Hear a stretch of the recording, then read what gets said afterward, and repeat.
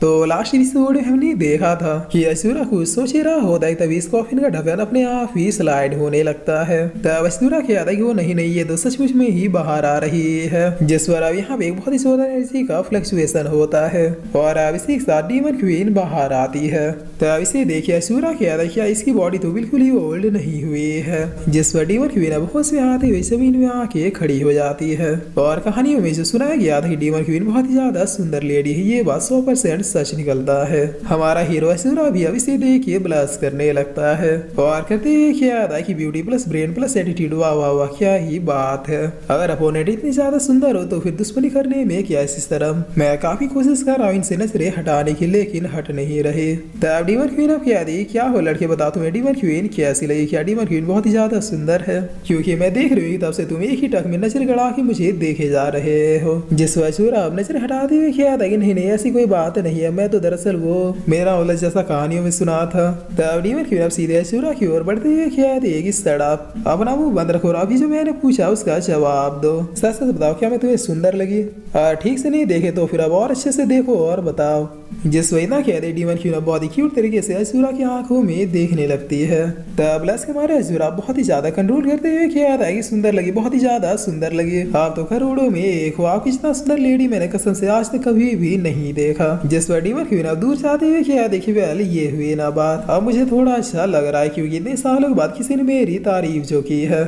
और फिर demon queen अब अचानक ही गुस्से में आते हुए क्या दे, कहीं तुम किसी और को पसंद तो नहीं करते? अगर करते हो तो अभी बता दो, मैं अभी जाके उसका काम तमाम करके आती हूँ। तब असूरा क्या था कि नहीं नहीं मैं किसी को भी लाइक नहीं करता, आज तक कोई ऐसी मिली नहीं जो मुझे लाइक करे। जिस पर डीमन क्वीन क्या थी कि बहुत खूब, अब किसी और को लाइक करने की कोशिश मत करना, मुझे वैसे लड़के बिल्कुल भी पसंद नहीं है जो हर जगह मुंह मारते फिरते हो। तो अब तुम्हारे लिए मेरे फाइनल वर्ड्स ये है कि डीमन क्वीन यानी मैं तुम्हें लाइक करती हूँ या फिर तुम ये कहो कि हमारी डेस्टिनी ही एक होना है, तो आज के बाद सिर्फ और सिर्फ तुम मेरे प्रति ही लॉयल रहोगे और फ्यूचर में सब मैं तुम्हें बोलूं तुम्हें मुझसे शादी करनी होगी।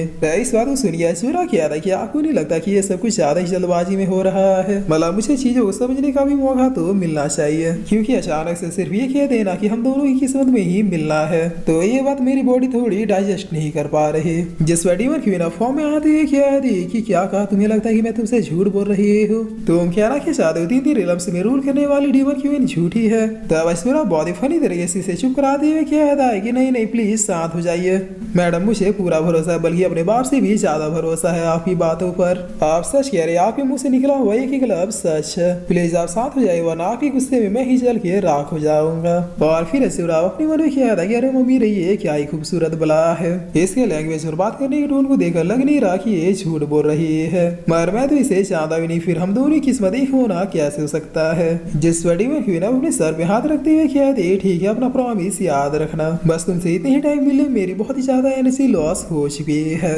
इसलिए मुझे वापस कॉफिन में जाना होगा ताकि मेरी बॉडी दोबारा से रेस्ट कर सके। तब ये सुनिए असूरा अपने मन में ख्याल है कि वो तो सचमुच में इस कॉफिन में ही खुद को रिकवरी कर रही है। अभी मुझसे मिलने के लिए इसने जो भी एफर्ट लगाया उससे इसकी पावर लेवल बहुत ही ज्यादा नीचे चली गई है। जिस पर डीमन क्वीन वापस इस कॉफिन में जाते हुए क्या देखिए असूरा मुझे अभी फुली रिकवर होने में समय लगेगा, तब तक तुम्हें मुझे और इस कॉफिन को हमेशा ही सेफ रखना होगा। और हाँ एक और बात, कभी भी प्रॉमिस को ब्रेक मत करना, तुम अपने जबान के पक्के आदमी हो। जानती हो अभी तुम्हारे दिमाग में बहुत तरह के सवाल उठ रहे होंगे, लेकिन वेट करो समय साथ साथ तुम्हें तुम्हारे सारे सवालों का जवाब मिल जाएगा।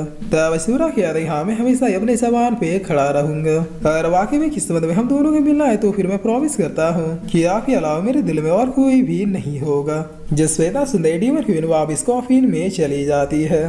तब असूरा कह रही चलो अब कुछ महीने तक तो ये मामला एकदम शांत रहेगा, क्योंकि इसे अपने कॉफिन से बाहर आने के लिए अपने फुली पावर्स को अवेक करना होगा, जो कि मेरे हिसाब से शायद ही एक लंबा प्रोसेस होने वाला है। बट मुझे अभी भी समझ में नहीं आ रहा कि आखिर ये डीमन क्वीन मुझसे शादी किया है। इस सीरियल में आने के बाद तो ये पहली पर्सन है जो मेरी रियल आइडेंटिटी चाहती है, लेकिन कैसे? और फिर असूरा थोड़ा शौक होते हुए कह रहा है कहीं से मेरा बैकग्राउंड तो पता नहीं चल गया। और नहीं अगर ऐसी बात तो फिर मुझे अब अपने कल्टीवेशन को और भी ज्यादा फास्ट करना होगा।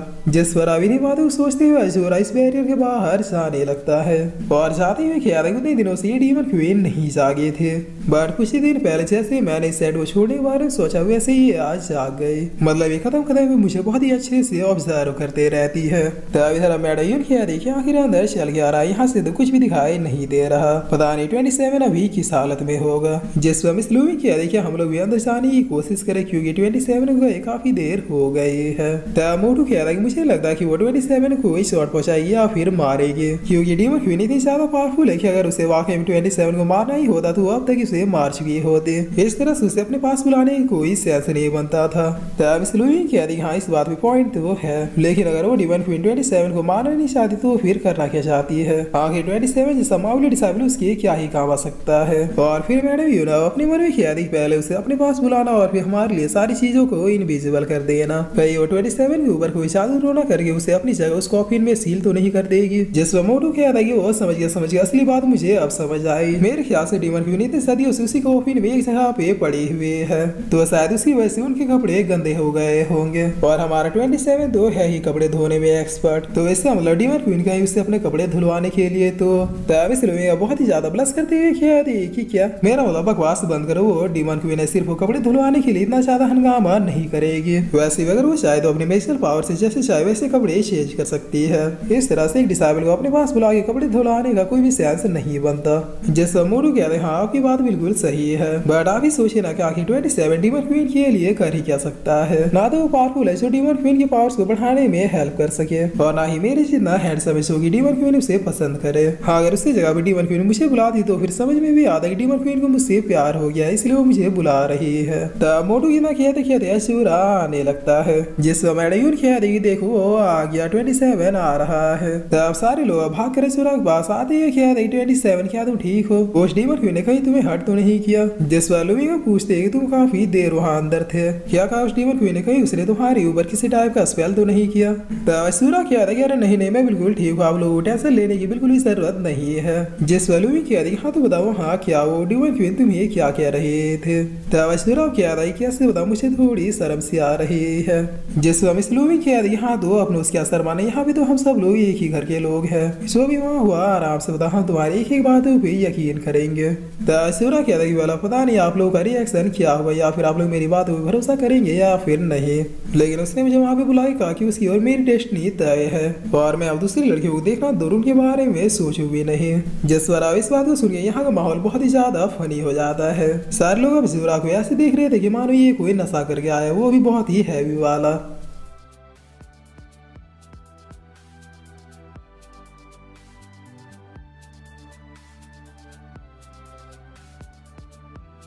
और फिर इसी के साथ ये एपिसोड यहीं पे खत्म होता है।